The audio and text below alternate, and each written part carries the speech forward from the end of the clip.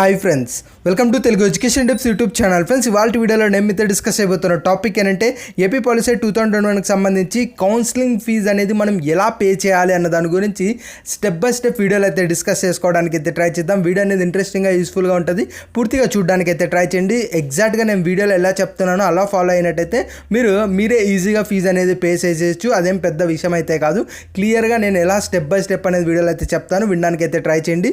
ఇక టాపిక్ అయితే స్టార్ట్ చేసే ముందు నా చిన్న రిక్వెస్ట్ ఏంటంటే ఇప్పటివరకు మన ఛానల్ని మీరు ఎవరైనా సబ్స్క్రైబ్ చేయకుండా చూస్తున్నట్టయితే మీకు ఫర్దర్గా కౌన్సిలింగ్లో ఎన్నో యూస్ఫుల్ అయ్యే వీడియోస్ కోసం అయితే సబ్స్క్రైబ్ చేసుకోండి. ఫ్రెండ్స్, ఇక టాపిక్లోకి వచ్చేసినట్టయితే మెయిన్గా మనకి పాలిసెట్ అఫీషియల్ వెబ్సైట్ నుంచి అయితే పే చేస్తారు. బట్ ఇవాళ నైట్ కాబట్టి మనకి వెబ్సైట్ అయితే అప్డేట్లో అయితే ఇంకా రాలేదు ఈ యొక్క ఆన్లైన్ ఫీజు అనేది పే చేయడానికి. బట్ డెమో అయితే మన దగ్గర రెడీగా ఉంది.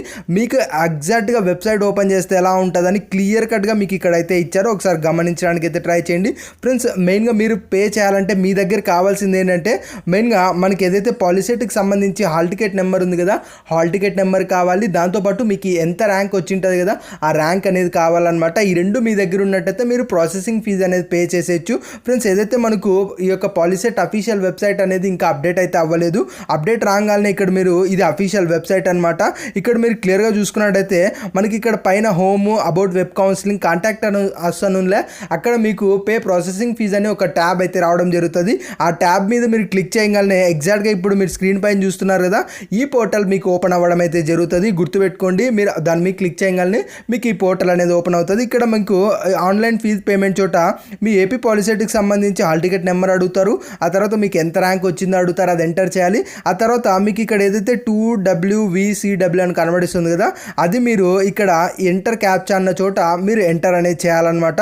ఇక్కడ మీరు గుర్తుపెట్టుకోండి, ఇక్కడ మీకు ఏదైతే కనబడిస్తుందో ఇది అనేది మీరు ఇక్కడ ఎంటర్ చేయాలన్నమాట. ఎంటర్ చేసిన తర్వాత నెక్స్ట్ మీరు ఏం చేయాలంటే ఇక్కడ పే ఫీ ఆన్లైన్ అని మనకి గ్రీన్ కలర్లో కనబడిస్తుంది కదా, ఎగ్జాక్ట్గా మీరు దాని మీద అయితే క్లిక్ చేయాలి. ఫ్రెండ్స్, అలా దాని మీద క్లిక్ చేసిన తర్వాత నెక్స్ట్ మీకు ఏంది ఓపెన్ అవుతుంది, నెక్స్ట్ మీకు ఏ ట్యాబ్ ఓపెన్ అవుతుంది అంటే ఇక్కడ మీరు స్క్రీన్ పైన చూస్తున్నారు కదా, ఈ ట్యాబ్ ఓపెన్ అవ్వడం అయితే జరుగుతుంది. ఇక్కడ మీరు సెలెక్ట్ చేసుకోవాల్సింది ఏంటంటే మీరు ఏ దాని నుంచి ఈ యొక్క ఫీజు అనేది పే చేస్తున్నారు.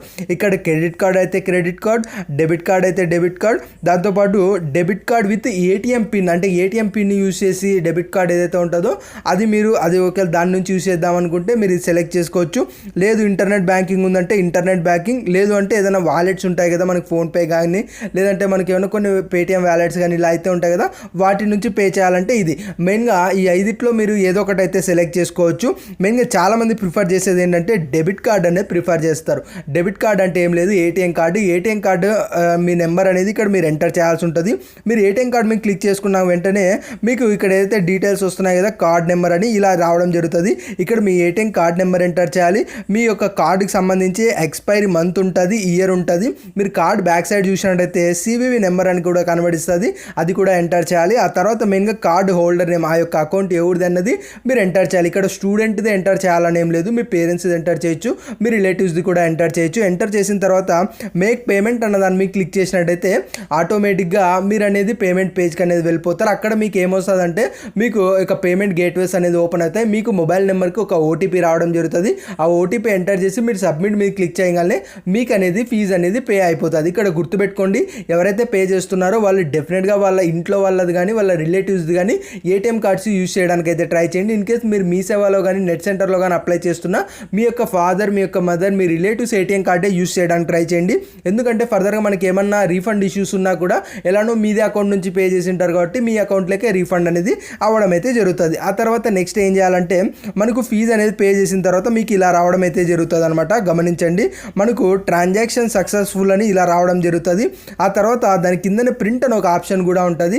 దాని మీద మీరు క్లిక్ చేసి ఏదైతే మీరు ఫీజు పే చేశారో దాన్ని అనేది ప్రింట్ తీసుకోవాలి. ఆ ప్రింట్ ఎలా ఉంటుందంటే ఇక్కడ మీరు స్క్రీన్ పైన చూస్తున్నారు కదా, సేమ్ ఇలా ఉంటుంది అనమాట ఆ ప్రింట్. ఇందులో మెయిన్గా మీ డీటెయిల్స్, మీరు ఎంత ఫీజు పే చేశారు ఆ కంప్లీట్ డీటెయిల్స్ అన్నీ ఉంటాయి. ఇలా ఉంటుంది. దీన్ని మీరు ప్రింట్అవుట్ తీసుకొని ఇక మీరు ఆఫ్లైన్లో హెచ్ఎల్సి సెంటర్స్లో ఏదైతే కౌన్సిలింగ్ జరుగుతుందో ఆ కౌన్సిలింగ్కి వెళ్ళిపోవడమే. సేమ్ ఇలా ఇలా మీరైతే పే చేస్తారు.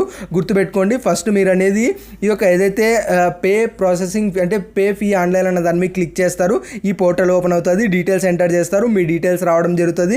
అందులో మెయిన్గా మనకు ఏదైతే ఇక్కడ మీకు ఇవన్నీ కనబడిస్తున్నాయి కదా, ఇవన్నీ ఎంటర్ చేసి మీరు ఈ యొక్క ఫీజు అనేది పే చేస్తారు. దాని రిసిప్ట్ అనేది తీసుకోవడం అనేది జరుగుతుంది. ఇంకా మనకు వెబ్సైట్ అయితే అప్డేట్లో అయితే లేదు, ఎందుకంటే నైట్ వీడియో చేస్తున్నా, ఒక డెమోగా ఉంటుందని.